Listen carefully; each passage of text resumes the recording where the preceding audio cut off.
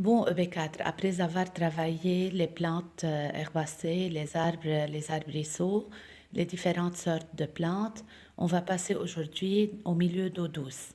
Vous savez que le Liban est très riche en eau et il contient beaucoup de fleuves, de rivières qui abritent beaucoup des animaux et des végétaux. On va découvrir ensemble dans la première activité quels sont les milieux d'eau douce et est-ce qu'ils sont tous pareils. Donc, d'après les documents que vous avez dans le livre, vous avez quatre photos. Et après l'observation de ces quatre photos, vous allez découvrir la différence entre ces milieux-là. Exemple, vous allez voir que le fleuve, il est constitué d'une eau courante qui est en mouvement, c'est-à-dire c'est un cours d'eau. En général, il est assez vaste, il se jette dans la mer. Tandis qu'une rivière, c'est une eau qui est en mouvement, elle se jette dans un fleuve ou dans un lac.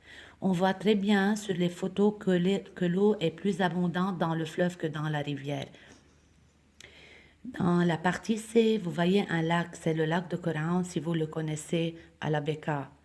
Le lac est une étendue d'eau stagnante, c'est-à-dire dormante, qui n'est pas en mouvement. Il peut être alimenté par une rivière, par des ruisseaux, par l'eau de pluie, par une source.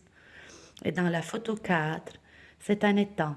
C'est quoi l'étang? L'étang est une étendue d'eau stagnante, aussi c'est une eau dormante, de plus petite taille que celle d'un lac. Alors, les amis, vous allez découvrir que ces milieux d'eau douce se trouvent au Liban et le Liban, il est très riche en eau. On peut trouver aussi les ruisseaux, les marécages et les mares. D'accord? Donc, dans ces milieux d'eau douce, il y a pas seulement de l'eau, il y a des êtres vivants qui abritent ces milieux-là. Il y a de la végétation, des végétaux qui vivent dans l'eau ou au bord de l'eau, et même des animaux qui peuvent vivre ou au bord de l'eau ou dans l'eau. On va découvrir ça dans la deuxième partie. Mais avant, vous allez travailler à la page 18, numéro 2, 3 et 4 sur vos cahiers de sciences.